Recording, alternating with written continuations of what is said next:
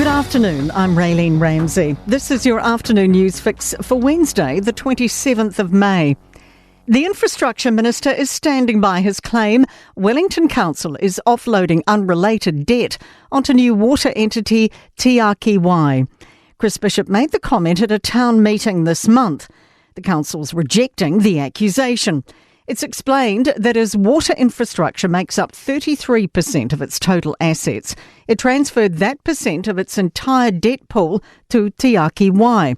But Bishop says his claim came from a meeting he had with the new water entity. We had the meeting and DIA were there as well. It was on the record saying exactly what I said, and essentially what I said in the public meeting.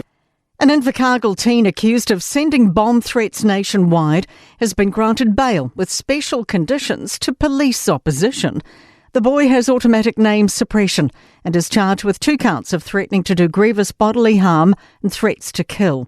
Police accuse him of sending threatening emails to organisations, including Corrections and Southland Boys High School.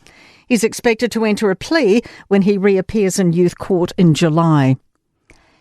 The Education Minister, Erica Stanford, says changes to homeschooling law, now scrapped, had been rushed through due to her concerns about child safety.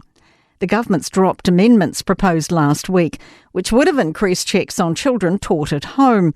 Stanford says the Education Review Office describes the system as high trust once approval is granted, and families aren't seen again until concerns are raised. Essentially, there is extraordinarily limited oversight of the sector. That is in contradiction to all of the countries we compare ourselves to, and it is reasonable to expect that we check in every now and then.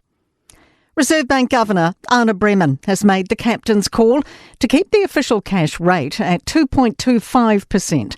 She had the casting vote when the Monetary Policy Committee she chairs was evenly split on hiking the rate.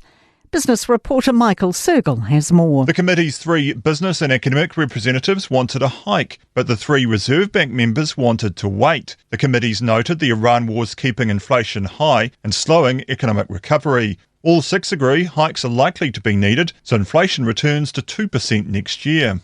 A promise of responsible spending in Budget 2026. The government's laying out its books tomorrow, revealing planned cost cuts and investment priorities. Deputy Prime Minister David Seymour's called it a tough love budget. Infrastructure Minister Chris Bishop says it has significant investment in schools, hospitals, roads, rail and defence. Prime Minister Chris Luxon says they want every taxpayer dollar used well. So it's a continuation for the 3rd year in a row of a good savings program so that we can actually make the investments we need to make. 2 sporting headlines and top seeds the Hurricanes and second place the Chiefs are resting several key faces for the final round of Super Rugby, with placings already locked in.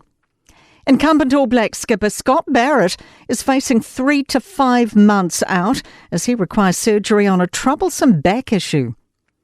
The defending champion Oklahoma City Thunder are within 1 win of a return to the NBA Finals after seeing off the San Antonio Spurs 127-114 in Game 5 of the Western Conference decider.